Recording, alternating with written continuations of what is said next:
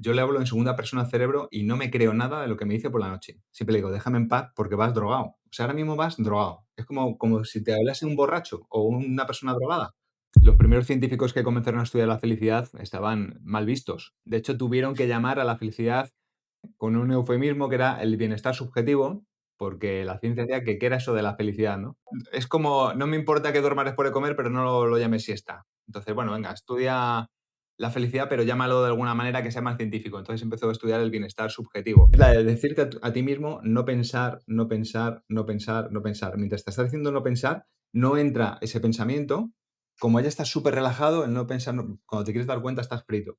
Yo te diría que funciona en un 90 y tantos por ciento de ocasiones, que hay noches de insomnio que no te la va a salvar, pero te va a salvar la inmensa mayoría. Hay individuos que no tienen KPIs impactantes de productividad individual, pero tiene un impacto sobre el grupo brutal. Seguro que has conocido gente que a lo mejor no produce individualmente mucho, pero tiene un impacto sobre el grupo que cuando quitas esa pieza, el grupo se va a la mierda. Entonces, Satya Nadella se dio cuenta de esas cosas. Entonces empezó a valorar otras cualidades de los trabajadores. Y es que en menos de 7 años multiplicó por 10 el valor de Microsoft. O sea, que se puede.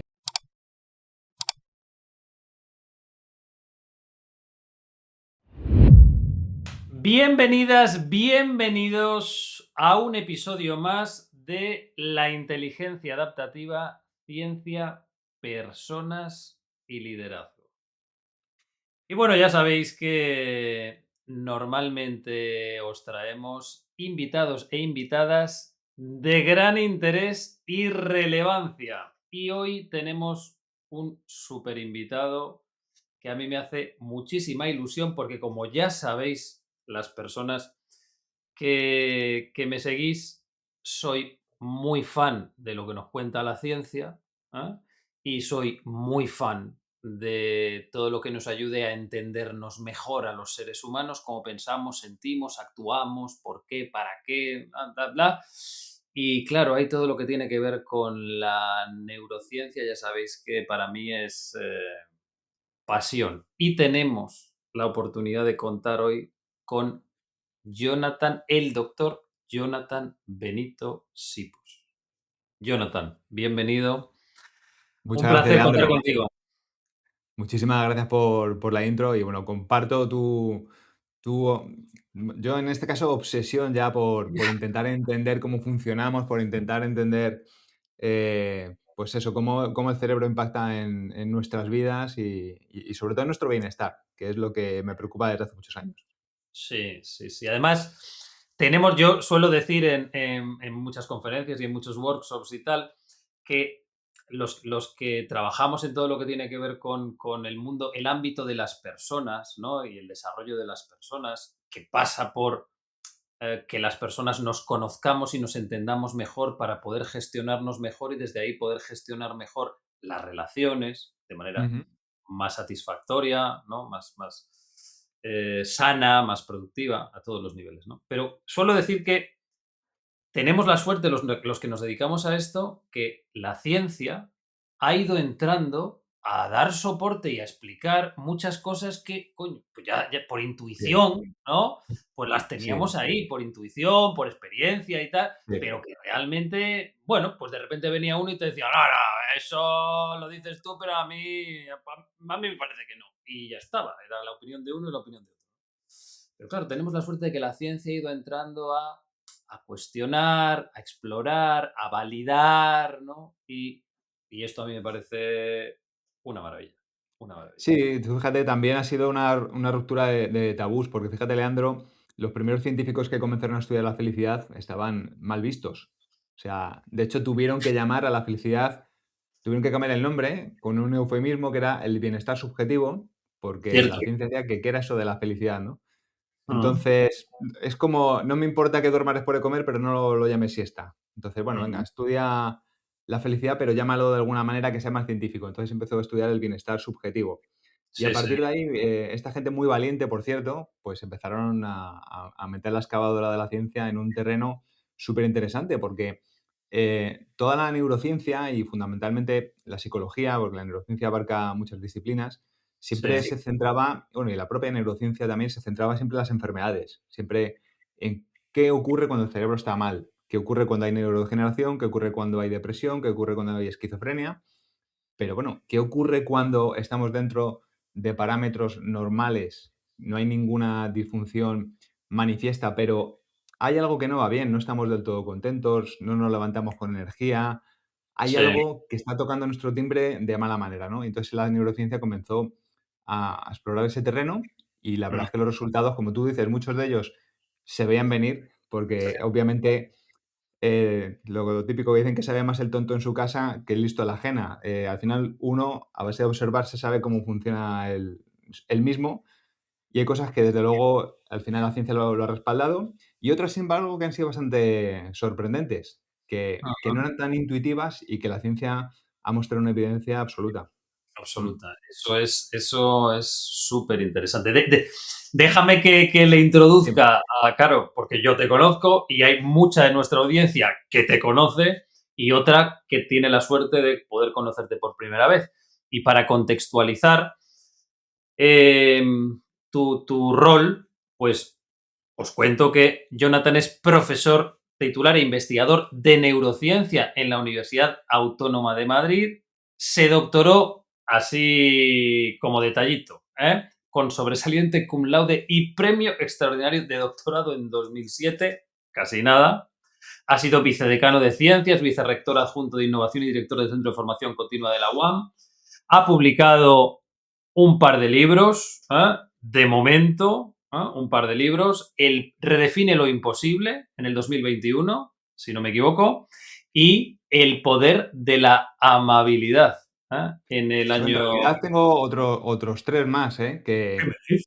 sí, ¿En sí, serio? sí, sí. Sí, de hecho, ¡Ostras! más vendidos que esos. Sí, sí, sí, ¡Ostras! sí. ¡Qué bueno! ¡Qué Sí, bueno, qué sí. bueno! ¿Y Gestión cuáles del son cuáles son los títulos de los otros? Pues mira, Gestiona tu tiempo, disfruta de la vida, que se fue un top 1 en Amazon a nivel mundial en habla hispana. ¡Ostras! Otro de neuromarketing y Ajá. otro de técnicas de estudio, que es el libro de técnicas de estudio más vendido en español. Pues enhorabuena. Oye, pues por favor, me los apunto, apuntaos, porque estos yo no los tenía en el radar. Súper, súper enhorabuena. Qué bien, qué bueno, qué bueno. Pues amigos, amigas de la inteligencia adaptativa, vamos a disfrutar de la sabiduría, del conocimiento, de la experiencia, de la perspectiva, de la opinión, de la mirada de Jonathan un ratito.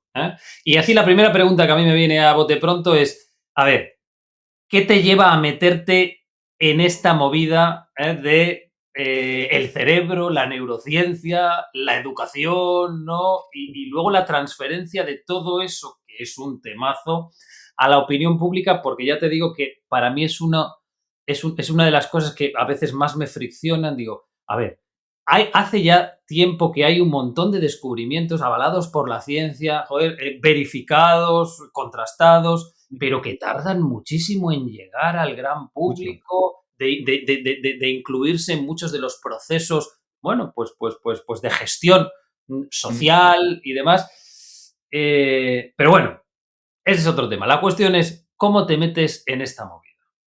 Pues fíjate, Leandro, yo soy de esas personas que desde muy pequeñito tenía muy claro lo que quería hacer. Yo, con 6 años, me enamoré de Félix Rodríguez de la Fuente. O Ah, sea, me, sí. me enamoré, o sea, y les dije a mis padres: ¿qué hay que hacer para ser como Félix Rodríguez de la Fuente? Ellos me dijeron que había que estudiar biología, Ah, qué bueno. aunque luego él era odontólogo en realidad, pero bueno, da igual. Y entonces yo quería estudiar biología. Y estudié Sí, biología. Y llegué a biología, y cuando llegué a biología en segundo, le puse sí. los cuernos a Félix Rodríguez de la Fuente con Ramón y Cajal, porque me enamoré de Ramón y Cajal. O sea, me apasionó Qué el bien. tema de las neuronas, el tema del cerebro. Poco se habla de Increíble. Ramón y Cajal. Poco. Eso te iba a decir yo ahora porque yo muchas veces lo nombro en muchas de mis conferencias o workshops y demás y digo, si este hombre fuera americano, tendría un marketing increíble, pero es español y lo tenemos ahí como en un cajón y a veces digo, estoy seguro que si salimos ahora a la calle con un micro y tal y empezamos a preguntar a la gente, oye, ¿tú conoces a este hombre y qué hizo este hombre y tal? Hay mucha gente que no Sí, sabe. sí. Yo solo te digo que hoy en día, en el 2026, vas a encontrar papers de neurociencia en revistas de primer nivel que todavía referencian a Santiago Ramón y Cajal, que referenciar a alguien del siglo pasado es un auténtico milagro. Un milagro. Así que Sí, bueno, sí. total, me enamoré de él, es que era inevitable. Me empecé a enamorar de la neurociencia qué Y bueno. en tercero de carrera entré en un laboratorio de fisiología, concretamente se dedicaba a neurofisiología, Sí, y ahí comencé mi andadura. Comencé primero empezamos tratando de entender qué ocurre cuando se destruye un cerebro, es decir, con enfermedades neurodegenerativas. De hecho, estudiamos una enfermedad neurodegenerativa que se llamaba ataxia espinocerebral, que es parecida ah, al Parkinson, y descubrimos, bueno, 14 genes implicados en esa ataxia y, bueno, y planes de intentar mejorarla. sí, Y con los años, de una forma un poco natural, de repente dijimos: "Oye, ¿por qué no le damos la vuelta a la tortilla? Nos gustaría más que entender cómo se destruye un cerebro, cómo se construye un cerebro, cómo desde la nada surge un cerebro en 3 dimensiones con una complejidad abrumadora". ya, Y entonces llevamos al principio en el laboratorio de mis mentores, de mi directora de tesis y mi director de postdoc, que se llama, y luego ya sí, en el mío propio, estudiando cómo se construye un cerebro. O sea, ¿por qué una neurona es dopaminérgica y no serotoninérgica? ¿Por mm, qué esta variabilidad que tenemos? Etcétera. Y luego ujú, en los últimos años empecé a desviarme también mm, por lo que hacen las compañías, las conversaciones de cafetería, por sí, temas que tienen más que ver con las relaciones humanas, con el comportamiento humano, con la prosociabilidad, con la felicidad, con la resiliencia. El último mm, proyecto que tenemos es sobre resiliencia, qué por qué hay bueno. gente más resiliente y hay gente que no, desde el punto de Interesante. vista de la neurobiología. Sí, Y ahí estamos. Y pues, luego, respondiendo al tema de la divulgación, Leandro, sí, lo que me di cuenta hace unos años de forma fortuita, que, o sea, yo en las conversaciones que tenía en sobremesas y tal, cosas que yo daba por sentado que todo el mundo sabía, descubría que todo el mundo decía: "No fastidies". O sea, como que el conocimiento que tenemos en neurociencia no llegaba al gran público, no frente a llegas, que hay no un llegas. gap terrible. Entonces, empecé a divulgar. Empecé a divulgar y bueno, y aquí estamos. Ujú. Qué bueno, qué bueno, qué bueno, qué interesante, qué interesante. Y mencionabas lo de que estáis metidos ahora en una investigación sobre resiliencia, ¿no? Sobre por qué algunas personas, Ujú, desde un punto de vista neurobiológico, son más resilientes que otras. ujú, Y claro, yo, que soy un tío curioso, pues es que me invita a preguntar y déjame que te contextualice además, porque sí, además, bueno, en el podcast la inteligencia adaptativa, ciencias, personas y liderazgo, una de las cosas que hacemos con nuestros invitados es ir más o menos, ¿no? En la conversación, pues vamos explorando un poco las 6 actitudes de la ujú, inteligencia adaptativa, que son la actitud de autocuidado, ¿ah? Por todo lo que implica, bueno, pues la gestión adecuada de nuestra energía, por un lado, y de ujú, nuestra salud para hacer el rendimiento, la adaptación sostenible y sostenida a lo largo del tiempo, ¿no? ujú, La actitud de autocuidado, la actitud de aprendizaje, la actitud de desafío, la actitud de colaboración, la actitud de resiliencia y la actitud de innovación. Esas 6 actitudes dan forma al modelo de la inteligencia adaptativa. Y la actitud de resiliencia es una de ellas. ujú, Y de hecho, bueno, yo en el libro de la inteligencia adaptativa dedico un capítulo entero a hablar sobre el tema de la resiliencia, las investigaciones al respecto, que hay algunas que son fascinantes, ¿no? ujú. Fascinantes y las claves que nos dan. Pero claro, yo te oigo decir que estáis con un estudio sobre esto y la curiosidad me invita a preguntarte, ¿y qué se puede contar de ese estudio, Jonathan? Pues mira, lo que se puede contar de ese estudio, o sea, nosotros lo que queremos resolver es una pregunta muy, muy sencilla, Sí. con comillas, la verdad.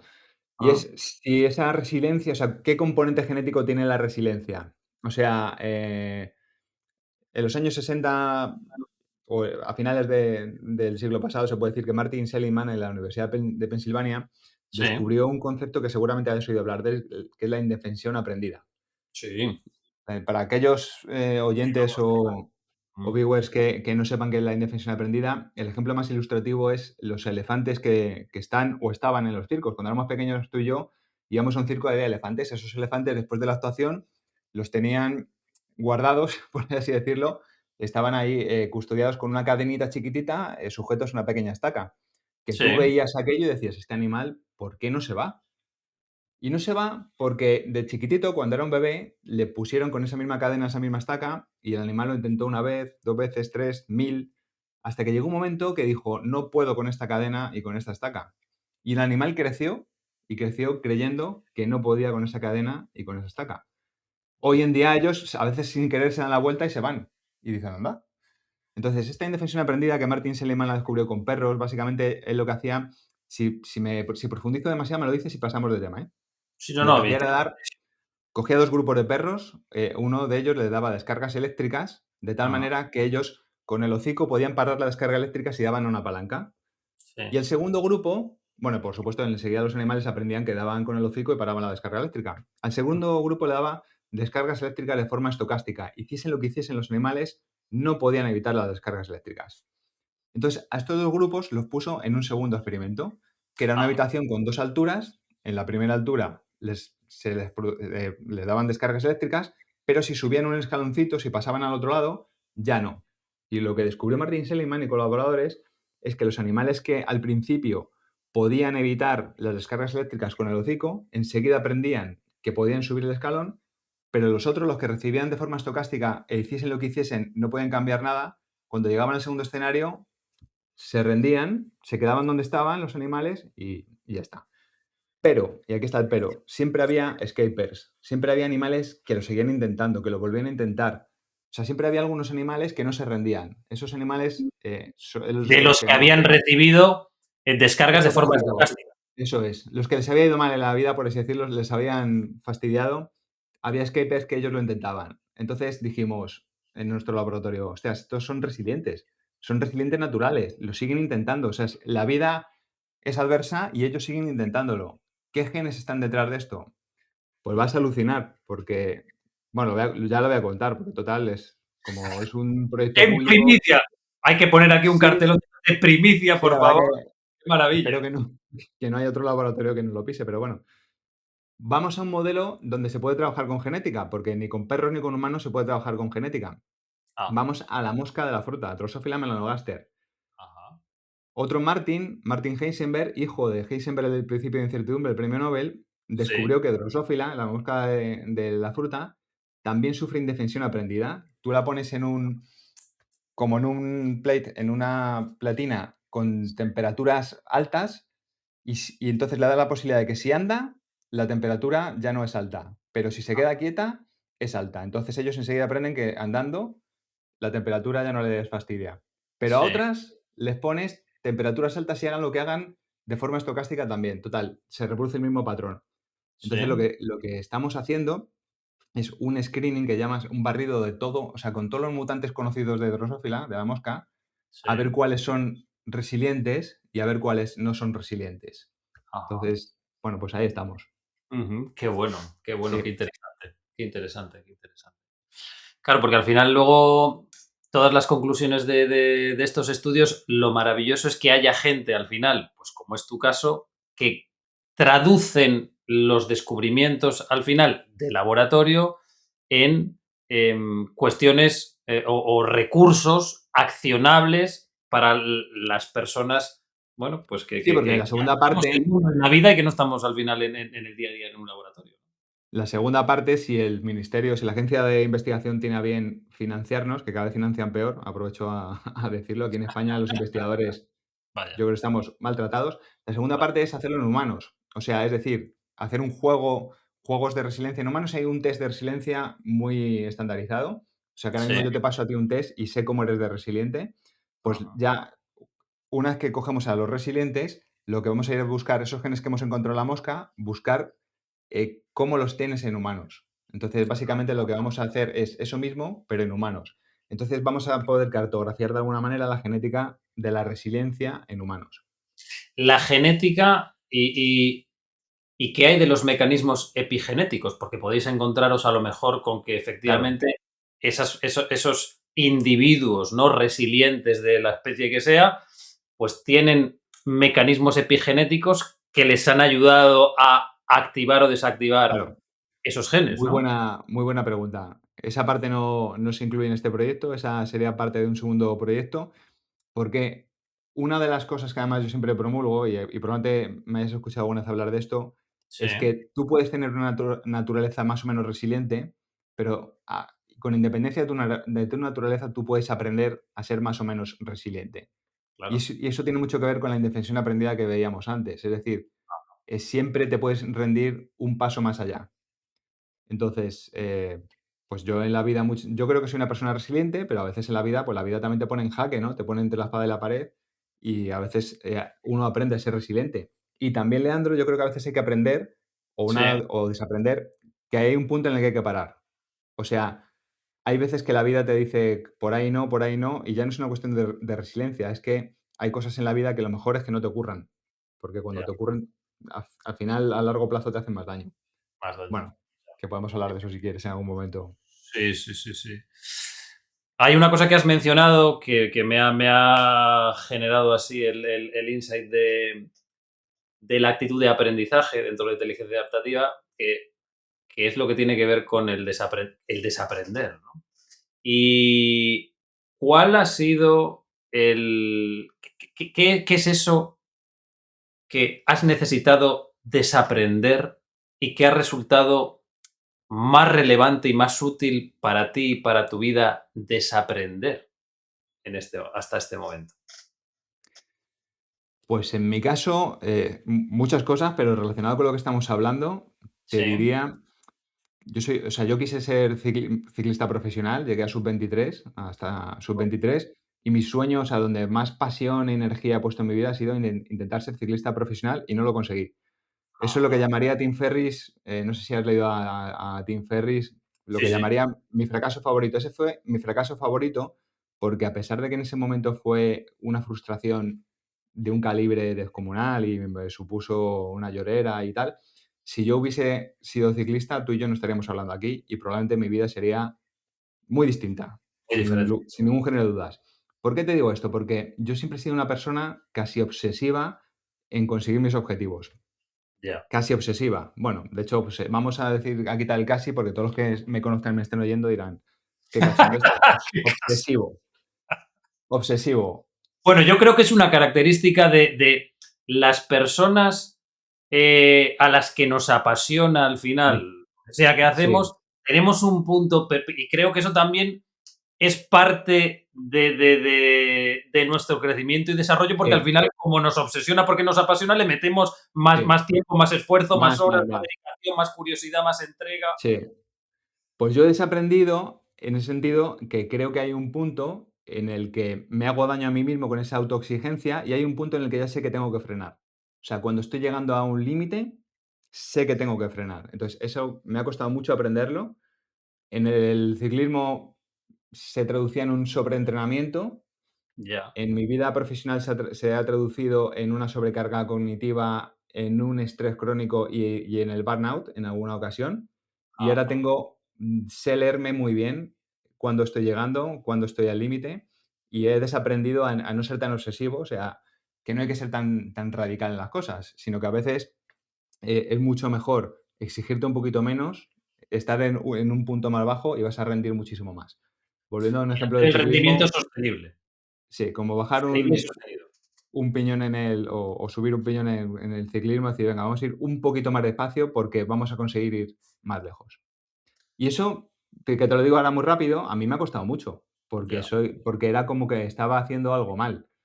Y al Mm, final te das cuenta que no, que es un autocuidado que al final, va a repercutir mejor en el impacto que tú proyectas incluso en los demás. Porque si yo llego al burnout y digo: "Mira, hasta aquí hemos llegado, pues adiós Jonathan, si te pasa a ti, adiós Leandro", y se mm. acabó. Y sin embargo, creo que si estamos un puntito por debajo y sabemos leer muy bien, pues vamos a disfrutar más y vamos a producir más.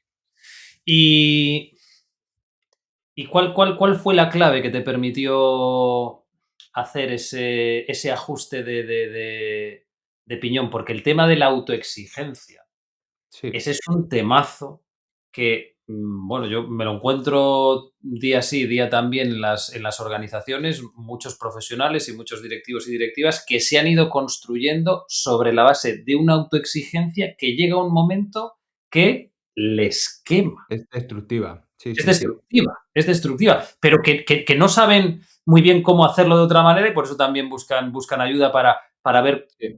cómo poder continuar avanzando, pero de una manera no lesiva Sí. hacia. Pues mira, mi punto de inflexión, o sea, ha habido varios toques de atención en mi vida. Sí. pero el punto de inflexión fue en el 2020. Yo en el 2020, cogí un COVID muy al principio, muy grave. Entonces, estuve a punto de irme al otro barrio.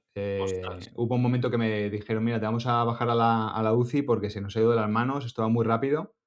Y Uf. la UCI yo sabía que tenía un 50% de posibilidades de salir de allí. Entonces, durante unas horas estuve en una cama de un hospital, pensando que a lo mejor esto se acababa. Esto en el 2020. Entonces, pues yo tengo un niño que ahora tiene 14 años, en ese momento tenía 8. Sí. Y bueno, te da tiempo a pensar un poco sobre tu vida, Leandro. Te da tiempo, ¿qué he hecho? Pues había llegado a, pues había sido vicerrector adjunto, había sido vicedecano, había publicado muy buenas revistas, pero es que eso al final te da igual. Cuando estás en la cama de un hospital que a lo mejor te vas, esas cosas al final dices, bueno, ¿y qué? Ya. ¿Y qué? De lo importante de la vida son otras cosas. Y yo creo que eso fue un toque de atención importante. Entonces, de vez en cuando, porque esto los humanos ya sabes cómo somos, que tienes un toque de atención, te dura un tiempo y luego vuelves otra vez a las andadas. Entonces, en cuanto veo que, o sea, lo que me sirvió desde luego es para quitar mucha autoexigencia y para resetear antes. O sea, ahora cuando entro en ese terreno es como, paro y se acabó. Y digo, el proyecto ahora soy yo. Y el proyecto soy yo es, paro con lo demás y empiezo a cuidarme. Y ahora mismo, fíjate, curiosamente estoy en un periodo de esos donde estoy diciendo que no a muchas cosas. Ujú. O sea, sinceramente, y de hecho, mucha gente que esté viendo esta entrevista dirá, pues, a mí me dijo que no, pues es que he dicho que no a muchas cosas porque, sinceramente, hay que aprender a decir que no, Leandro. O sea, porque si decimos, siempre, cada vez que decimos que sí a algo, estamos diciendo que no a otra cosa. Y al final te vas cargando y la vida tiene las horas que tiene. Hay una familia que cuidar. En este caso, yo tengo un hijo al que cuidar, una pareja y sobre todo mi salud. Sí, sí, Entonces, cada vez digo que no a más cosas. ambas cosas. Yo tengo una hija de 16 y otra de 13 y no te haces una idea, ¿eh? Lo pesado que a veces puedo ser con el tema de ayudarles a sentirse capaces de decir que no, que no. O sea, y que no, en muchas ocasiones no es no y que te den, o sea, Sí, sí, no sí, sí, sí, sí, sí. de una forma asertiva y buscando ese punto de equilibrio entre lo que Sí, necesito yo, que me meto en la sí, ecuación, y lo sí, que sí, necesita sí. la otra parte, y buscando un punto de equilibrio. Y si no es posible encontrar el punto de equilibrio, vale, pues a veces la otra parte tiene derecho a que yo haga un esfuerzo, ¿vale? Pero Claro, otras muchas veces yo tengo derecho a darme yo prioridad y si a la otra parte no le encaja, bueno, pues la prioridad en este momento soy totalmente, yo y ya está, y no puede ser, y ya está.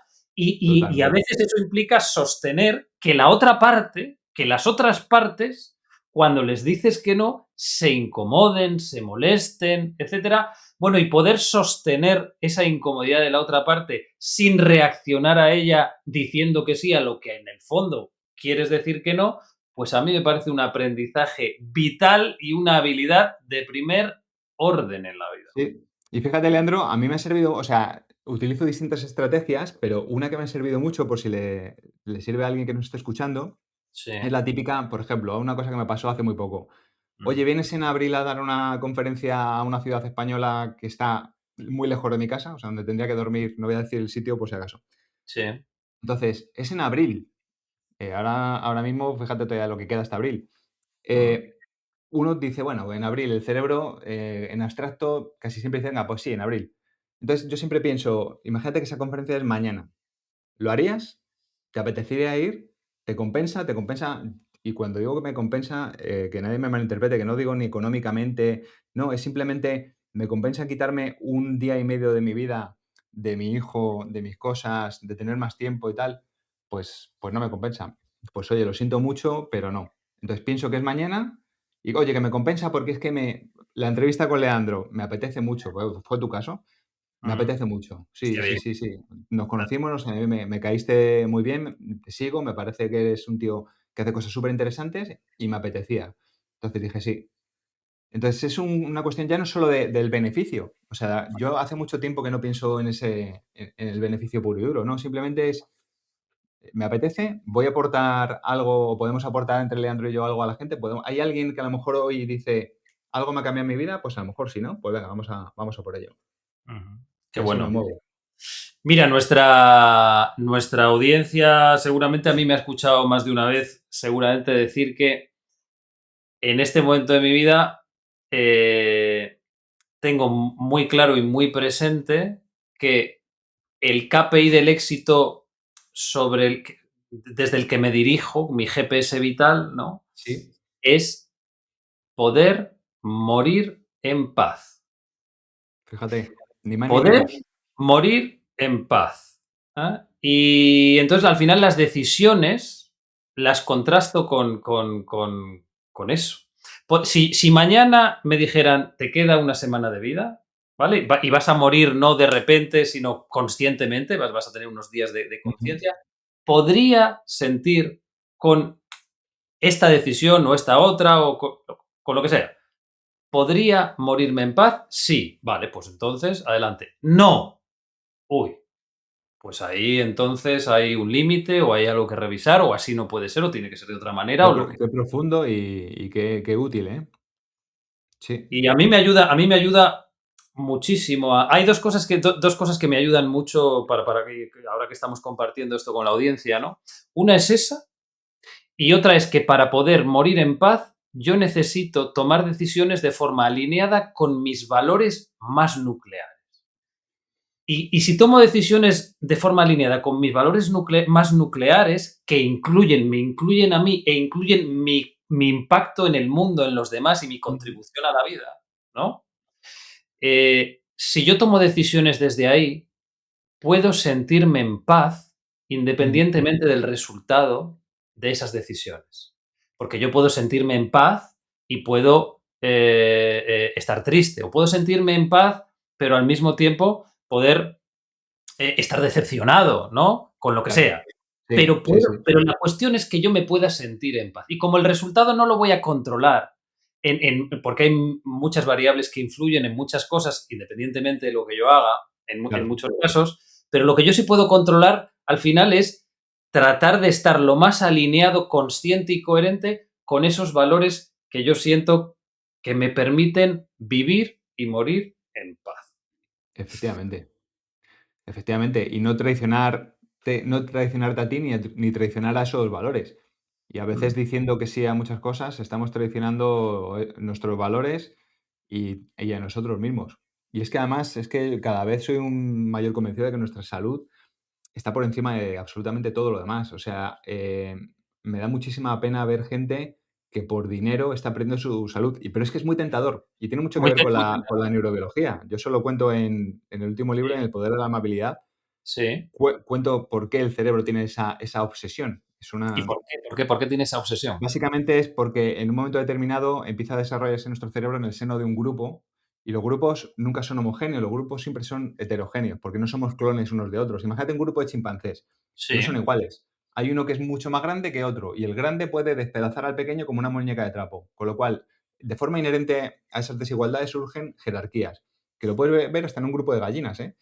¿Qué pasa con Ujú. una jerarquía? Pues que hay individuos que dominan e individuos dominados. Entonces, los individuos que están en la periferia del grupo, los dominados, tienen peor acceso a los recursos, tanto alimentivos como reproductivos. Y es Sí. más, en un momento determinado, al que domina o al grupo, se le puede cruzar un cable y te puede expulsar de un grupo. Excluir. Un individuo expulsado del grupo es un individuo muerto. No puede cazar, no se puede reproducir, si le encuentra un grupo rival le va a matar. Y nuestro cerebro tiene pánico a que le expulsen del grupo, pánico. Porque además nosotros somos herederos de los cerebros que hicieron bien su trabajo, porque los que fueron expulsados no dejaron descendencia. Entonces, Ujú. nuestro cerebro tiene mecanismos atávicos ancestrales para no ser expulsado del grupo. Ujú. Y eso es un constante decir a los demás, oye, yo soy alguien en el grupo, es mostrar estatus, es mostrar que habilidades, es, oye, que yo soy. Y al final, acumular riqueza, acumular posesiones, más, más, más. Y el cerebro está obsesionado con eso. Entonces, ¿qué pasa?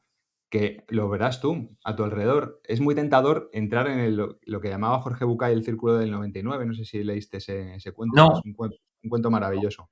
no, no. Básicamente es muy fácil entrar en querer siempre tener más.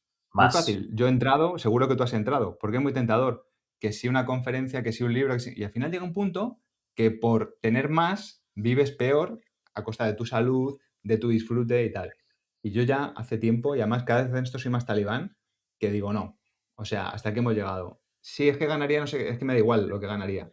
O sea, es que dejo mucho de mi vida, de mi salud, de mi tiempo. Entonces, al final, lo que intento acumular es tiempo de la mayor calidad posible con Ajá. la gente que realmente me merece la pena. Y eso no es fácil, o sea, eso hay una parte del ego, ese cerebro que quiere pertenencias, Sí, que le dice, o sea, te cuesta mucho trabajo decir que no a una charla donde te van a pagar un dinero, o a un libro, o a un lo que sea.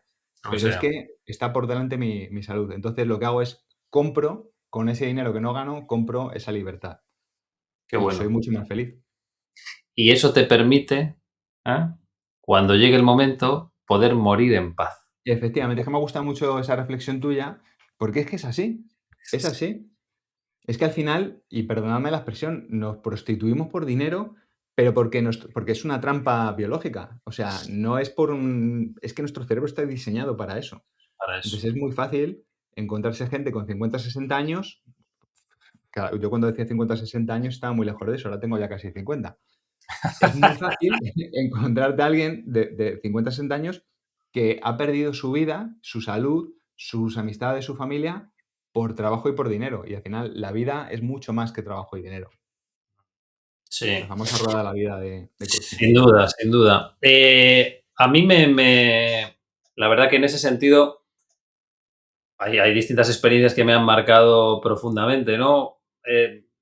Pero con todo esto de poder morir en paz, me marcó profundamente que me tocara por carambolas de la vida, que me tocara acompañar a mi abuelo paterno con el que tenía un vínculo especial en el lecho de muerte, ¿eh? Y digamos que sus reflexiones y sus confesiones, ¿no? De esto de cuando uno está a punto de morir y sus arrepentimientos y sus Sí, peticiones me impactaron mucho porque tenía que ver al final con la manera en la que se había relacionado, sobre todo con sus hijos, ¿no? uf, En este caso con mi padre y con sus sí, hermanos sí, sí, sí, sí, sí. y hermanas, y me marcó muchísimo su reflexión, esa me marcó Un muchísimo. aprendizaje muy duro, ¿eh? El que te tocó Fuerte, vivir. sí, es fuerte, es fuerte. También la audiencia sabe, ¿no? Porque ya lo he comentado en otras ocasiones, que en ese sentido mi mayor maestra vital ha sido mi hermana, que tiene ahora mismo ya tiene 47 años. Y que nació con un 70% de discapacidad y tiene un 80% de discapacidad. Y la experiencia con una persona de alta discapacidad en tu vida impacta Es un mirada, aprendizaje diario, ¿no? impacta en la manera en la que tú te miras a ti, impacta en la manera en la que miras a los demás, impacta en la manera en la que supongo que buscas tu lugar en el mundo, ¿no? Tiene un impacto muy grande. Y, pero en relación a esto que hablábamos, a mí me marcó mucho, siendo jovencito, yo tuve la suerte la fortuna de poder entrar muy joven en una posición de responsabilidad en una empresa relevante. Y entonces, bueno, yo quería cambiar el mundo y quería hacer las organizaciones un mundo emocionalmente, quería hacer organizaciones, contribuir a crear organizaciones emocionalmente más sostenibles y me parecía que la manera de hacerlo era desde dentro, que desde fuera, Claro, pues había que intentarlo desde dentro.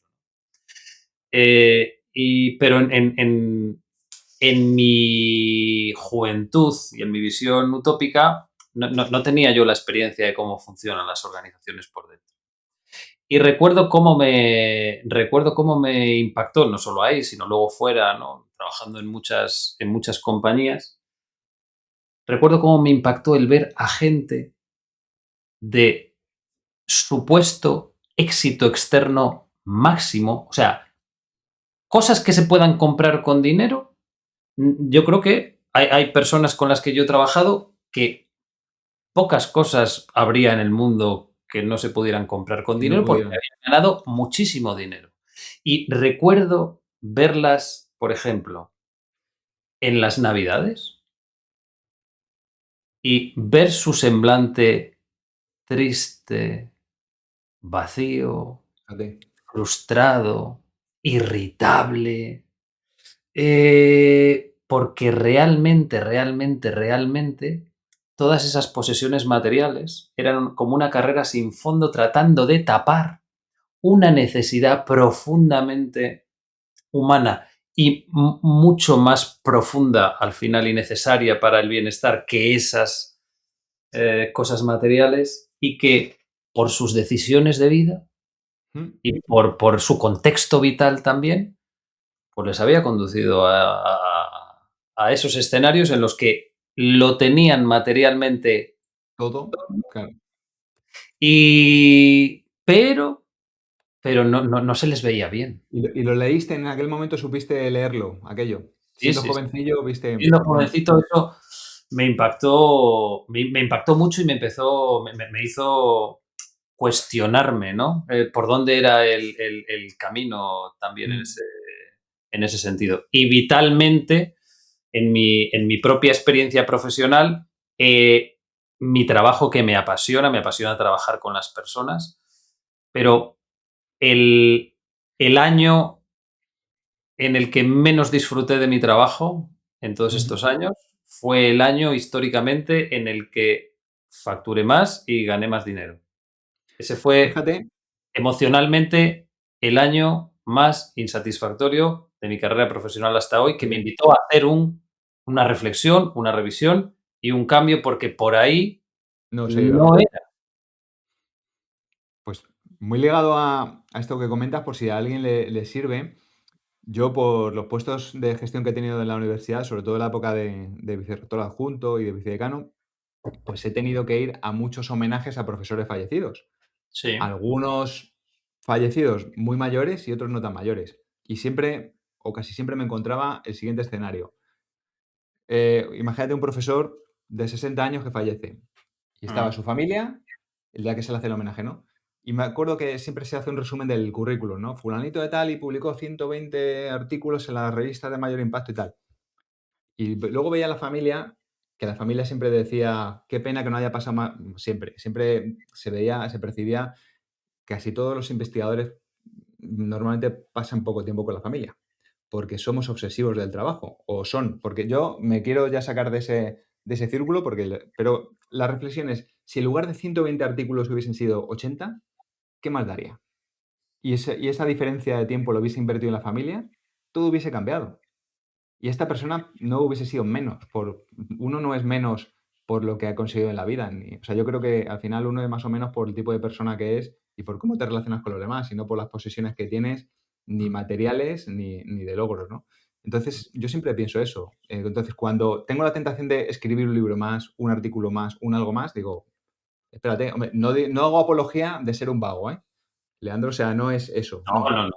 No, no, es un equilibrio muy fácil, muy difícil de conseguir entre lo que es aportar valor al mundo y a la vez Mm, respetar tu vida. Y mm. ese equilibrio se puede conseguir, pero es una lucha constante. Sí, sí. También a mí me parece que al final las personas que podemos elegir si entrar en un determinado proyecto o no, por ejemplo, tenemos un privilegio Sí, que a veces no todo el mundo tiene, que también es sí, sí, importante tienes que toda la seamos razón.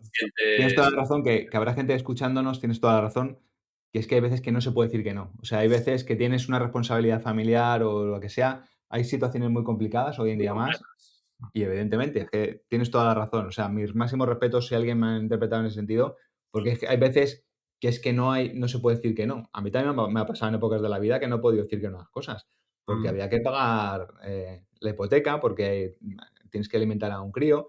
mm, Pero estamos hablando, yo creo, los dos, de sí, gente, bueno, el ejemplo que ponías antes, ¿no? Gente que ya tiene éxito en la vida y que, mm. que siempre quiere tener más éxito en la vida. Más, más. Más, más, más. Y otro coche con 15 caballos más. O sea, Sí, ya sí, tienes sí. uno de 480 caballos y quieres el de Sí, sí, 515. sí. Sí, sí, sí, sí. Ese coche es. Pero A es que ver, somos así, ¿eh? en Somos serio. así. Pero Sí, sí. efectivamente somos así. Es la adaptación hedónica. De eso hablo en mi último libro, en El poder de la amabilidad, hablaba de eso. La adaptación hedónica es siempre, tú te compras eso, es que el ejemplo es perfecto. El último coche, el último reloj, el último bolso, lo último, sacan el siguiente y ya porque tú sabes que es el siguiente y tiene una cosa distinta, ya cuando ves el tuyo ya no lo ves igual, ya no te gusta tanto porque te gusta el siguiente. Siguiente. Y es como, vete a la mierda, cerebro. O sea, yo a veces se lo digo, yo a mi cerebro le hablo mucho en segunda persona, es una cosa ¿Ah, que, sí? sí, sí. Qué Luego, bueno. además, si quieres relacionar con el sueño, hay una cosa muy Sí, interesante de hablar al cerebro en segunda persona. Y ya le sí. digo, cuando empieza con esto, digo, déjame en paz ya con que no necesito el siguiente móvil, ni el siguiente reloj, ni el siguiente nada. O sea, yo soy feliz así. Ujú, Sí, sí. qué bueno. Pues, mira, si quieres, hablamos de Sí, eso. cuéntanos, por favor, Mira, esto de. Porque además, dentro de la actitud de autocuidado de la inteligencia adaptativa, yo hablo de 4 pilares y de cómo impactan, ¿no? En ¿sí? nuestro cerebro, en el rendimiento cognitivo, bla, bla, bla, etc, etc, en la neuroplasticidad, bla, etc. La Ujú. actividad física, la alimentación, el descanso y las actividades contemplativas, como podría ser mindfulness u otras, ¿no? Pero como 4 pilares muy importantes, además de luego el contacto con la naturaleza, ¿no? Bla, bla, bla, Sí, pero como sí, sí. pilares básicos para la actitud de Sí, sí, autocuidado. O sí, sea, que sí. lo que nos puedas contar sobre el sueño, maravilloso, me encanta. Sí, sí, sí, sí. O sea, básicamente, bueno, lo has dicho muy bien. O sea, el sueño desde el punto de vista de la neurobiología, de la neurofisiología, es un proceso crítico. O sea, la evolución ha guardado en el sueño procesos críticos, porque pensad una cosa, cuando estamos durmiendo, o sea, ahora mismo dormimos en casas y dormimos, afortunadamente, muchos de nosotros, espero que todo el mundo pueda dormir bajo un techo, o sabemos que no es así, pero bueno, la inmensa mayoría de nosotros. Pero si nos Mm, retrotraemos a la antigüedad, antiguamente dormíamos donde podíamos y como podíamos. Y cuando un animal duerme, es un momento muy vulnerable. Somos claro. vulnerables a los depredadores, somos vulnerables a los enemigos, etcétera. Porque al fin y al cabo es una época, en un momento en el que no podemos responder al entorno. Entonces, ¿qué ocurre? Bueno, lo primero, ¿por qué ha mantenido la evolución el sueño? Lo ha mantenido porque es un proceso fundamental, crítico, para el aprendizaje, para la memoria, para la gestión de emociones, para la limpieza cerebral, todo el sistema linfático y linfático va limpiando el cerebro, para muchas cosas. Entonces, hay que dormir, o sea, es evidente. ¿Cuánto hay que dormir? Pues aquí está la pregunta del millón. Yo siempre digo una cosa, si tenéis la posibilidad de concatenar 2 semanas de vacaciones, la primera semana de vacaciones normalmente dormimos más porque intentamos recuperar todo el sueño que no hemos podido mantener durante el año, pero la segunda semana de vacaciones es un buen indicador, si no te pones un despertador, claro, de cuánto necesita tu cerebro para estar bien. Entonces tienes que Ah, saber leer cuánto duermes ahí. ¿Qué te pide el cuerpo? ¿7 horas? ¿10? ¿5? Las que sean. Entonces, Matthew Walker, que es uno de los neurocientíficos que más saben de sueño, de la sí. Universidad de Berkeley, antes estaba en Harvard, que escribió un libro que se llama ¿Por qué dormimos? Mm, Dice que solo un 1% de la población puede dormir con menos de 6 horas. El resto no. Entonces, el resto tenemos que decirnos verdad, y la verdad es esa que te digo, esa segunda semana, ¿cuánto duermes? Entonces, a partir de ahí tienes que cuidar el sueño con mucho recelo. O sea, yo soy muy, pero muy, muy talibán para esto, en el mejor sentido de la palabra, muy radical, ¿vale? sí, sí, sí. Entonces, yo necesito más o menos 7 horas y media, intento dormir 7 horas y media, sí o sí. Me da igual que sea fin de semana, me da igual que no, porque al final sé que voy pagando ese precio de dormir menos. Y el peaje es muy caro. Eso podríamos hablar de muchas cosas, pero es muy caro desde el punto de vista de la salud. Entonces, luego además ocurre una cosa que cuando duermes mal, o bien porque no consigues conciliar el sueño, o bien porque te despiertas por la noche y ya tienes un insomnio, ya no puedes volver a conciliar el sueño, Sí. normalmente, por la noche se genera un contexto idílico para que el cerebro desate su imaginación. O sea, ocurre justo lo contrario que durante el día. Durante el día, nuestra atención está súper fragmentada por el móvil, por los WhatsApp, por lo no sé qué, por mil cosas. Con lo cual no podemos entrar en el deep work, en el trabajo profundo. Pero por la noche, que es precisamente cuando no necesitaríamos entrar en trabajo profundo porque lo que queremos es dormir, como no tenemos distracciones ninguna, el cerebro se pone a divagar con un enemigo público número uno, que es la amígdala. Las amígdalas cerebrales, que son dos estructuras que están en la profundidad del lóbulo temporal, que cuando se activan básicamente nos producen sensaciones de desasosiego, de angustia, de miedo, pues están activas por la noche y tiene una explicación evolutiva y es por lo que hablábamos antes. Por la noche somos muy vulnerables, entonces la Claro. evolución activó la amígdala para que cualquier ruido te parezca una amenaza terrible y te pueden matar, con lo cual enseguida te despiertas asustado. Pero ¿qué pasa con el desajuste evolutivo que tenemos hoy en día? Que afortunadamente podemos dormir en una habitación donde no hay un depredador que nos coma, pero con la amígdala activa. Pues que cualquier cosa que se pasa por la cabeza se magnifica hasta límites insospechados. Pero además es muy bueno haciendo su trabajo el cerebro, porque te lo vende como una realidad ineludible. O sea, esto es inabarcable, este proyecto no vas a poder hacerlo, este pequeño dolor que tienes es el cáncer peor del mundo, mañana se va a morir tu hijo, tu hermana, y el vecino del quinto, en fin, todo. Entonces, yo hace tiempo, Leandro, cuando me di Sí. cuenta de esto, Mm, leyendo que la amígdala estaba activada, aunque es algo que ya sospechaba, dije: "Pues ya sé", o sea, yo le hablo en segunda persona al cerebro y no me creo nada de lo que me dice por la noche. Siempre le digo: "Déjame en paz porque vas drogado". O sea, ahora mismo vas drogado. Es como qué si bueno. te hablase un borracho o una persona drogada. Es No le buena hagas esta, caso. es buena. Mm, Entonces le digo: "Mañana por la mañana, en la luz del día, me vuelves a sacar este tema y te voy a escuchar. Pero ahora mismo no, ahora déjame en paz, que lo que quiero es dormir". Y entonces mm, aplico que no sé si habrás, o sea, a lo mejor me has oído a mí o has oído hablar a alguien a veces de la técnica del ejército estadounidense para dormirse en 2 minutos. ujú, sí. Si quieres que se la Sí, contamos sí, a sí, la que le va a interesar a la audiencia, es pues, muy, bueno, muy en práctica. el último libro presente hablaba de eso, y es que básicamente el ejército estadounidense se dio cuenta en la Primera Guerra Mundial que aquellos pilotos que dormían poco tenían muchas más posibilidades de tener accidentes al día siguiente o de ser interceptados, etcétera. Entonces, por un egoísmo puro y duro, quisieron poner una solución al asunto. Entonces, lo que diseñaron fue un grupo multidisciplinar de fisiólogos del deporte, neurofisiólogos, psicólogos, médicos, básicamente para que se estableciese un protocolo para dormirse pronto, en unas condiciones muy desfavorables. O sea, y digo que en condiciones desfavorables para que todo el que nos escuche no ponga ninguna excusa para este método que era. O sea, esta gente se dormía en una silla, se dormía con los bombardeos del fuego enemigo, sabiendo que se iba a jugar la vida, a veces habiendo perdido a uno de sus mejores amigos ese día. En fin, tenían que dormir en condiciones súper, súper adversas. Y Ajá, establecieron esta gente un protocolo para dormirse en 2 minutos. O sea, si esa gente se podía dormir en 2 minutos, cualquiera que estamos en una cama se puede dormir en 2 minutos. es Solo probable. tiene un pero, o sea, y el pero, el asterisco de letra pequeña, es que hay que practicarlo durante 6 o 7 semanas.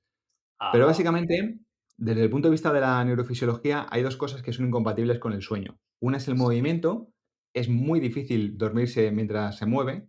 Yo, como te dije, que fui ciclista hasta sub-23, yo me he dormido en una bicicleta, pero eso es algo realmente difícil, o sea, guau. ya tienes que estar muy cansado. Entonces, básicamente lo que muchos oyentes nos dirán: "Bueno, yo por la noche no me muevo". Es verdad, no te mueves, vale, pero seguro que tienes tensiones musculares. Entonces, hay que rebajar la tensión muscular y relajar los músculos al máximo. Entonces, estos investigadores lo que proponían es empezar por la parte alta de la cabeza hasta los pies. Relajar el frontal, relajar los músculos de alrededor de los ojos, la boca, la lengua, hasta abajo. Con este proceso hay mucha gente que se queda dormida ya directamente, esa relajación profunda.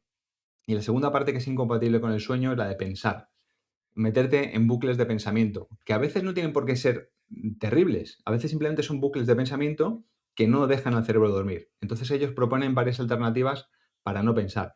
Una es la meditación típica, seguir la respiración y no pensar. Otra es imaginarte que estás en una canoa en un lago calmado, que te va dando el solecito y ese movimiento suavecito de la canoa te duerme. Y la otra, que me parecía muy contraintuitiva, de hecho me pareció una Sí. estupidez cuando la escuché, sin embargo es la que utilizo yo, porque Ajá, es la mira. más útil, es la de decirte a ti mismo no pensar, no pensar, no pensar, no pensar. Mientras te estás diciendo no pensar, no entra ese pensamiento, como ya estás súper relajado, el no pensar, cuando te quieres dar cuenta estás frito. Yo te diría que funciona en un 90 y tantos por ciento de ocasiones. Hay veces que hay noches de insomnio que no te la va a salvar, pero te va a salvar la inmensa mayoría. Entonces merece la pena practicarlo porque de verdad te vas a ahorrar mucho sufrimiento y muchos problemas fisiológicos que produce el no dormir. A ver, solo con esto, a mí esto ya vale oro, ¿sabes? O sea, yo creo, porque además, con, con los desafíos que hay en la sociedad actual, con el tema del déficit de sueño galopante, ¿eh? Mm, Cualquier estrategia, además basada en evidencia, que nos ayude a sí, sí, tener un recurso ahí del que echar mano cuando nos pase, que a todos nos a va a pasar todos, en algún a momento, todos. a todos, pues a mí me parece que vale oro. Así Yo que todas las semanas, Leandro, tengo que utilizar esta técnica en algún momento, porque además todo. nos hacemos mayores, cada vez vamos más al baño por la noche. Y a las 4 de la Efectivamente. mañana hay veces que el cerebro dice que no me apetece dormir. Pues bueno, pues vamos a intentar practicar esto y efectivamente la inmensa mayoría de las veces quedo rendido. Y hay veces que no. Bueno, pues las que no, pues es lo que hay. Pero bueno. Efectivamente. Qué bueno. Oye, y no quiero que acabemos esta conversación sin explorar, ¿ah? Algo sobre un temazo, eh, del que tú sabes mucho y que tiene que ver además con toda la parte de la actitud de colaboración de la inteligencia adaptativa, que es el poder de la amabilidad, ¿ah? Y lo que nos dice la ciencia acerca de la amabilidad, de cuál es el valor de la amabilidad y cuál es el por qué, ¿ah? Ujú, Es interesante que cultivemos, que cualquier persona cultive la amabilidad en su vida. ujú. Pues fíjate, Leandro, si me permites, te voy a contar un poco desde el punto de vista evolutivo, ¿no? De dónde Rápido. viene la neurobiología de toda la amabilidad. Sí, Muchos de los que ahora nos estén escuchando es muy posible que tengan a sus pies un perrillo, un perro. Bueno, ¿y por qué tienen un perro? Básicamente, mira, el perro y el lobo son animales que son esencialmente iguales. Son animales que comparten el 99,9% del genoma. De hecho, los sí, biólogos siempre tenemos dudas si son la misma especie o no.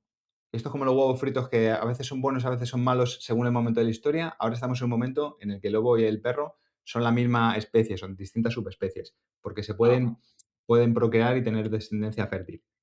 Pero el ajá, caso es que el destino del lobo y del perro es muy distinto. O sea, los lobos llevan tonteando con la extinción miles de años y los perros hay censados 900 millones de perros.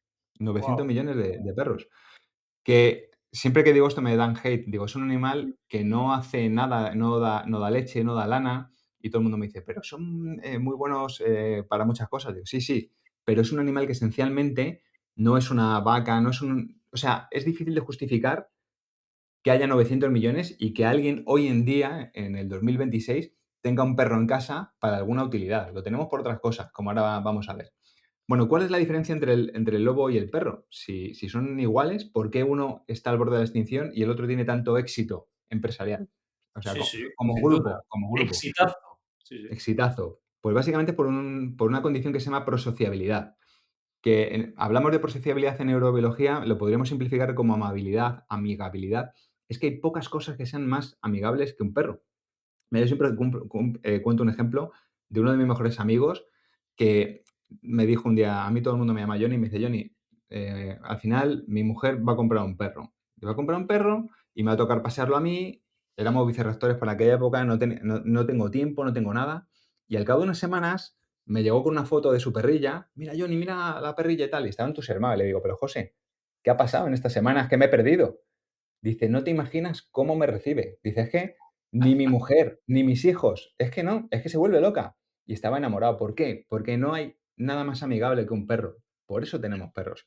Entonces, la historia es que el lobo es un animal que es más desconfiado, es más predecible. Aquí también me traen hate porque se piensan que estoy en contra de los lobos, cuando soy de las personas que más aman a los lobos. O sea, los lobos son maravillosos, pero son animales que confían poco en el ser humano y hacen muy bien en confiar poco, y son animales poco predecibles. El caso es que entre estos animales empezaron a surgir algunos individuos más amigables, más sociales. A estos individuos, el hombre antiguo, los primeros sapiens, sí les dejaban que se acercasen a sus poblados a comer las sobras que les sobraban a los seres humanos. Entonces, Sí, aquí la ecuación ya estaba lista. Los lobos amigables comían, los no amigables no comían. Los amigables se reproducían entre ellos y hay un experimento hecho por unos etólogos, unos investigadores del comportamiento rusos, que se sí. sabe que en unas 6 generaciones, cuando se cruzan animales muy prosociales, muy sociales, surge un animal hipersocial. En este caso surgió el perro. El perro se autodomesticó. O sea, y Wow. y ya nunca nos quisimos separar de él, porque era una bola de amor, amigable, leal, muy predecible, muy confiable. Porque seguro que tenemos algún oyente que tiene a su perro jugando con su bebé. O sea, es un carnívoro de primera magnitud y está jugando con un bebé. Pero es por eso, porque es un animal ultrasocial. Y los seres humanos nos pasó algo parecido. Nosotros, cuando llegamos a Europa hace unos 46.000 años, Nos Sí, encontramos una Europa glacial, una Europa muy distinta a la de ahora, y sobre todo la mayor sorpresa que nos encontramos es que no éramos los primeros humanos, sino que ya había unos seres humanos. Es como si íbamos a Marte y ya hay otros seres humanos allí. ¿Quiénes eran los neandertales? Y los neandertales no eran cualquier individuo, eran individuos que eran más fuertes que nosotros, mucho más fuertes que nosotros. O sea, en un cuerpo a cuerpo no teníamos nada que hacer con ellos. Siempre decíamos que nosotros éramos más inteligentes y por eso les ganamos, pero la realidad es que no. O sea, cuando se ve la capacidad craneal de un neandertal, es como mínimo igual que la nuestra. Y la capacidad craneal entre distintas especies sí que es una inferencia de la inteligencia. Bueno, el caso es que encima, además, estaban mejor adaptados al frío que nosotros. Entonces, ¿qué ocurrió? ¿Por qué nosotros estamos aquí y los sí, neandertales no? Pues igual que no hubo un momento evolutivo donde la fuerza bruta ya no era suficiente, porque los osos eran más fuertes que los seres humanos y no eran los osos los que se estaban disputando el mundo. Pues con la inteligencia bruta pasó algo igual. Llega un punto que se necesitaba algo más. La inteligencia bruta no era suficiente. Ese algo más es la prosociabilidad. Los neandertales eran unos seres humanos con todas las letras, que aquí es donde todo el mundo dice, bueno, ¿y estabas tú para verlo? Siempre me dan hate con esto, ¿sabes, Leandro? Pero bueno, siempre dejo referencias, o sea, se sabe hoy en día por muchísimas referencias de muchísima evidencia que eran sí, seres muy, muy prosociales entre ellos, entre grupos de convivencia, tenían ritos funerarios, cuidaban a sus enfermos, enterraban a sus muertos, tenían una cultura artística, pero vivían en grupos pequeños y parece ser que cuando interaccionaban con otros grupos rivales no eran interacciones positivas. Sin embargo, ajá, los sapiens no éramos así. Los sapiens sí teníamos más facilidad para interaccionar con grupos rivales para cazar cosas comunes. Entonces, común, ¿qué pasa? Que el conocimiento se producía un conocimiento cooperativo entre distintos grupos. Yo descubría que esto, por así decirlo, yo le ponía ruedas a una maleta y el grupo de al lado le ponía el asa. ¿Vale? Para que nos entienda todo el sí, mundo. sí, Entonces, la tecnología se desarrolló exponencialmente. ¿Es el único motivo por el que desaparecieron los neandertales? No, hay más motivos. Es más, también nos cruzamos y hoy en día tenemos un 3% de genoma neandertal. Pero hoy en día se cree que el mayor trozo de tarta por el cual los neandertales desaparecieron es por la falta de prosociabilidad que tenemos los seres humanos. Entonces, ¿por qué te cuento todo esto? Porque en ese grupo que comentábamos antes, donde hay una jerarquía, individuos que dominan, individuos que son dominados, para sí, posicionarte arriba en la jerarquía tienes muchas estrategias. Una de ellas es la agresividad y ponerte por dominancia. ajá. Pero la dominancia no es buena. Estoy resumiendo todo muy rápido, pues Sí, sí, sí. de hecho escribí un libro solo de esto, de estas cosas. Pero la estrategia de la dominancia no es buena. Entonces, hay una estrategia que es mucho mejor, que es la de la amabilidad, la prosociabilidad. Lo hemos demostrado con los lobos, lo hemos demostrado con los neandertales, cómo les ganamos a los perros a los lobos y nosotros a los neandertales con esa estrategia prosocial. Si tú en un grupo, tú mañana cambias de trabajo y entras a una empresa nueva, o entro yo a una empresa nueva y entramos insultando a la gente, despreciándoles, no sonriendo, pues nos va a ir mal. Obviamente que nos va a ir mal. Sin embargo, si entras con una actitud positiva, si no digo ser idiota, porque ser, prosocial no quiere decir ser ingenuo ni ser sumiso. Tienes que tener un paquete de asertividad importante, que es una Sí. habilidad que, por cierto, me encantaría que las empresas, y yo no doy cursos de asertividad, pero sí me gustaría, o sea, que no estoy haciendo publicidad, tú sí, pues, a mí me parece que es una La habilidad. la comunicación asertiva suele ser un temazo en general, tanto para las personas que tienden a la inhibición y que les cuesta Sí, poner voz, expresar lo que piensan, sienten, necesitan, como las personas totalmente, que tienden a la agresividad, que al final deterioran también las efectivamente. relaciones, la capacidad de colaboración, ¿no? Pues una amabilidad asertiva es la mejor forma de aproximarte a cualquier grupo humano, la mejor forma de posicionarte en un grupo. Y además, las personas amables son más felices, viven más años, y es un win-win. Tú eres amable conmigo, tú ganas y yo gano. Entonces, ¿qué más puedes pedir en una estrategia? Es que es imposible pedirle más. Así que, por favor, sed amables. Y el primer paso para ser amable siempre es sonreír, siempre lo digo, Ah, qué bueno. la Mm. sonrisa. Qué bueno, qué Mm. bueno, qué bueno. Tened en cuenta, por favor, que esto, que es un temazón, ¿no?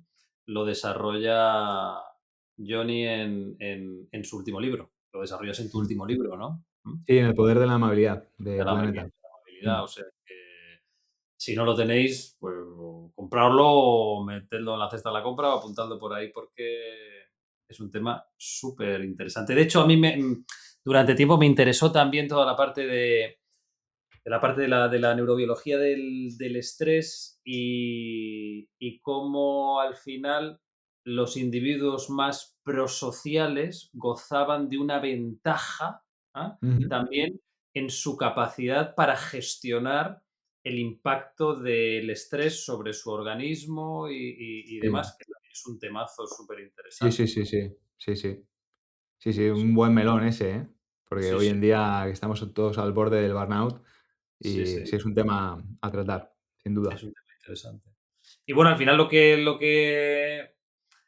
que hablas, seguro que hay muchas personas de nuestra audiencia que puedan ser que puedan estar en un entorno empresarial, ¿no? Y demás, y que reconocen y que hayan trabajado en distintas organizaciones y que reconocen la diferencia de trabajar en empresas donde lo que impera es la territorialidad, la defensa del territorio, los silos y la protección del subgrupo, aunque a veces eso vaya en contra del conjunto, ¿ah? Totalmente. Y cómo muchas veces nuestro trabajo y el trabajo que desarrollamos en las organizaciones lo que tiende es a tratar de mm, generar el suficiente grado de seguridad psicológica como para que esas subcomunidades, ¿no? Dentro de la gran comunidad o de la gran tribu que es la organización Claro. puedan tender los puentes necesarios para colaborar y dar prioridad a lo que es mejor para el conjunto en lugar de priorizar lo que es mejor para el subconjunto, aunque eso vaya en Sí, sí. contra del colectivo. Totalmente. Y fíjate, Leandro, que te habrás encontrado en ocasiones, como he encontrado yo, gente que te dice: "Mira, todo eso está muy bien, pero eso no se puede aterrizar en la empresa. Las empresas están en ambientes hostiles, hipercompetitivos y bla, bla, bla". Muy bien, vale. Vamos a Microsoft, una empresa que no creo que sea una empresa pequeña, no creo que pertenezca a un nicho poco competitivo, sino que tiene una competencia feroz. Y Sí, cuando en el 2014 Satya Nadella llega a ser el CEO de Microsoft, se encuentra una organización a punto de extinguirse. ¿Sabes que estuvo a punto de irse al garete Microsoft? sí, sí, a punto, a punto. Estaba imperada por el castigo al error, por la hipercompetitividad, por agresividad, por precisamente distintos grupos de trabajo no se decían nada unos al otro para intentar progresar por sí mismos. Y cuando llegó Satya Nadella, una persona hipersocial, prosocial por excelencia, Ujú. cambió la cultura de toda la organización. Hizo una cultura muy prosocial en lugar de la cultura del sábelo todo, del aprendizaje continuo, no castigar el error, cooperación, colaboración, espacios abiertos, porque hay veces que es muy fácil generar KPIs de productividad individual. Yo entiendo que en una empresa es muy fácil, pero hay individuos que no tienen KPIs impactantes de productividad individual, pero tienen un impacto sobre el grupo brutal. Sí, Y seguro sí. que has conocido gente que a lo mejor no produce individualmente mucho, pero tiene un impacto sobre el grupo que cuando quitas esa pieza, el grupo se va a la mierda. Entonces, Ujú, Satya Nadella se dio cuenta de esas cosas. Entonces empezó a valorar otras cualidades de los trabajadores. Y es que en ujú. menos de 7 años multiplicó por 10 el valor de Microsoft. O Sí, sea, sí. que se puede. Richard Branson de Virgin, otro ejemplo en fin, que se puede, claro que se puede.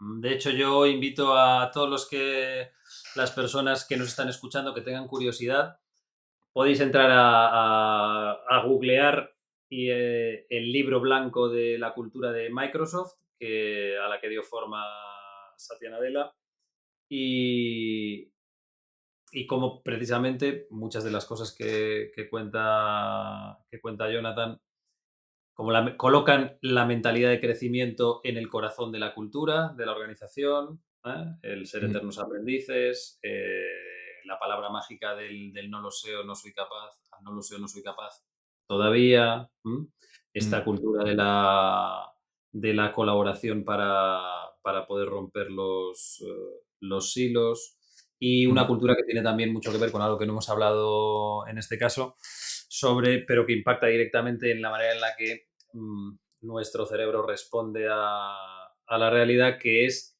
la función de los líderes de crear mucha claridad. Crear claridad. Claridad y foco, que es un temazo. Temazo. Totalmente. Totalmente, objetivos claros, sí, sí, sí, concretos, cuantificables y medibles. Sí, sí, es que eso lo es todo. Sí, sí, sí, Sin duda, sin duda, sin duda. Que sí, sí. ahí esa es una parte dejaremos para otra conversación Para todo lo que otra. tiene que ver con la manera en la que nuestro cerebro se relaciona con la incertidumbre y cómo gestionar, bueno, pues la incertidumbre, eh, que por definición es la vida, ¿no? Sí, totalmente, Ese es un temazo. totalmente. Ese es un Sí, sí, temazo. sí. Bueno, y para concluir nuestra conversación, una lástima, pero llegamos al final de la conversación. Hay un mantra que a mí me acompaña Ujú, y, y ese mantra es un mantra sobre el que me gusta preguntar algo a nuestros invitados, invitadas. ¿M? El mantra es que todo es difícil antes de ser fácil. ¿Eh? sí. Y yo lo comparto mucho, lo llevo conmigo y lo comparto mucho cuando hablo de la gestión de los cambios, ¿no? Al final, profesionales y personales. Todo es difícil antes de ser fácil, desde esa perspectiva es más fácil sostener la incomodidad durante el tiempo suficiente para llegar a desarrollar las habilidades Mm, necesarias, ¿no? Y entonces la pregunta que a mí me surge como cierre de nuestra conversación es, ujú, ¿qué es eso que si miras atrás, ¿eh?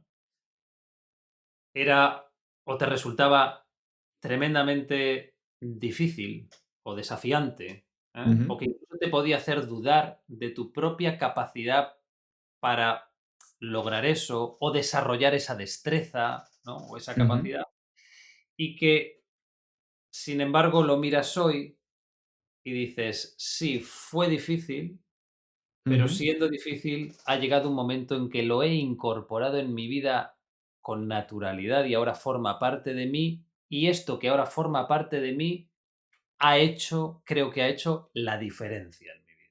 mm. ¿Qué es eso que era difícil, que ahora es fácil y que crees que ha hecho la diferencia en tu vida y que ha merecido la pena el esfuerzo hasta llegar a hacerlo fácil?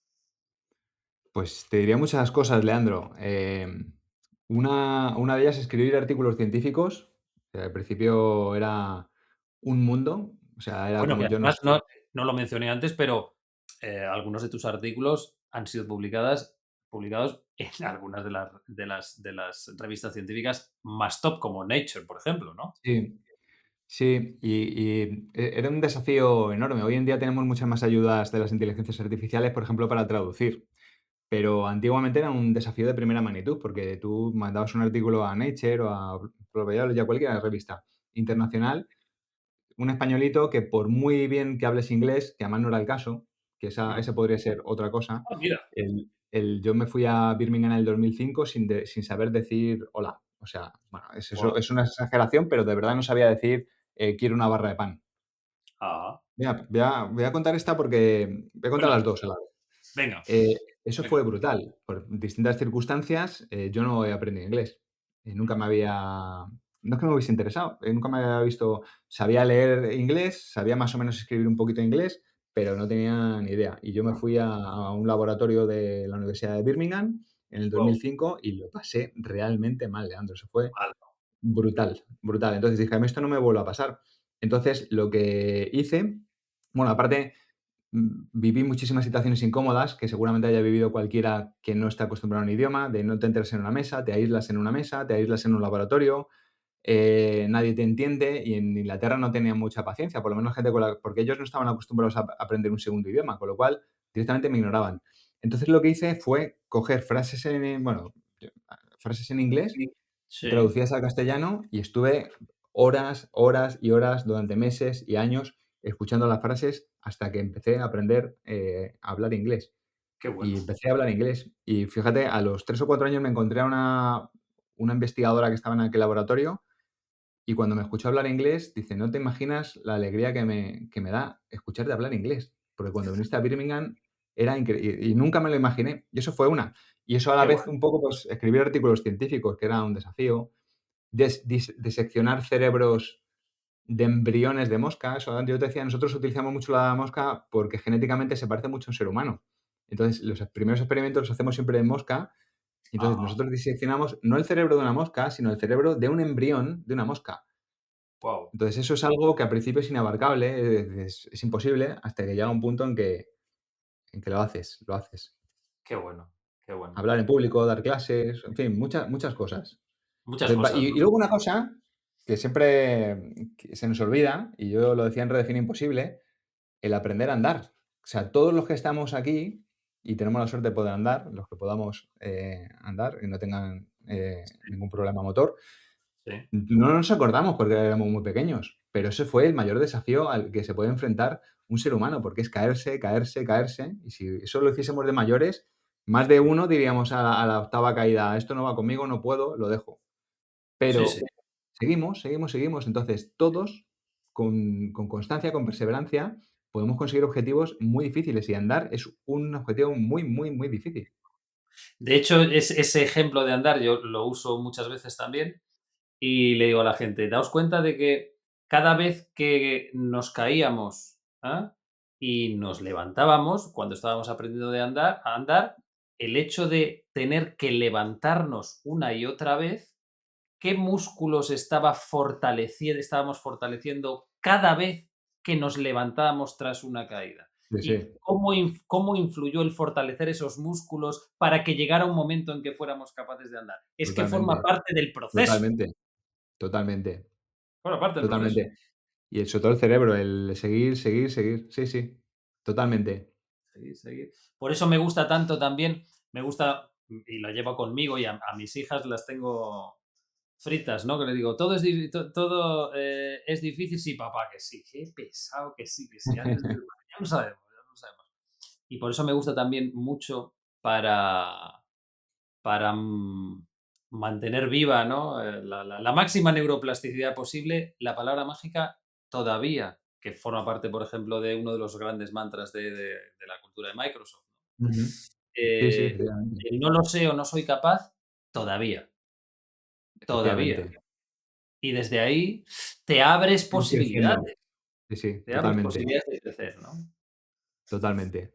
Pues, compañero, yo me pasaría horas, días, semanas, meses, seguramente, charlando contigo porque, bueno, es que tu territorio es apasionante y, y además la manera en la que lo cuentas, pues hace que sea una delicia Pues escucharte, muchas ¿no? gracias, Leandro. Hablar contigo también es un placer. Sabes muchísimo y además sabes aterrizar las cosas muy bien, cosas que otra gente está mucho en la teoría, pero no sabe aterrizarlo a la práctica. Así que mi más sincera enhorabuena. Muchísimas, muchísimas gracias. Pues que esta sea, bueno, una de esas conversaciones que hemos tenido a lo largo del camino, pero que sea una de ellas. Eso Que espero. sea Claro que una de sí. ellas. O sea que, por cierto, muy importante, porque si no luego mi equipo me dice, que se te olvida, que se te ha olvidado. Nosotros al acabar la conversación, siempre hacemos con nuestro invitado o invitada, pues hacemos así como un chequeo de, oye, pues a lo largo de la conversación hemos ido viendo las distintas actitudes de la inteligencia adaptativa y demás, pues sí, sí, hemos visto la actitud de aprendizaje, hemos visto la actitud de autocuidado, hemos visto la actitud de desafío, hemos visto la actitud de resiliencia, todo esto, ¿no? Y entonces al final, si nuestro invitado o invitada, pues sí, nos ha ido contando cosas que le acreditan, ¿no? En cada una de esas actitudes, pues le concedemos el pedazo sello que va a aparecer ahora aquí. Las personas que no solo estén escuchando el podcast, el episodio, sino que lo estén viendo, pues verán que sale aquí un pedazo sello que te concede el título de Adaptable. Persona que se adapta con inteligencia al entorno y al medio para crecer, prosperar y avanzar, contribuyendo positivamente a la vida de los demás. Pues Así que muchísimas gracias, Leandro. Gracias, un enhorabuena, honor, un honor. enhorabuena y muchísimas, muchísimas gracias por tu tiempo, Gracias a ti por y a acompañarnos. todos los que han decidido escucharnos. Gracias. Muchísimas gracias. Muchas gracias. Chao, chao. Adiós, adiós.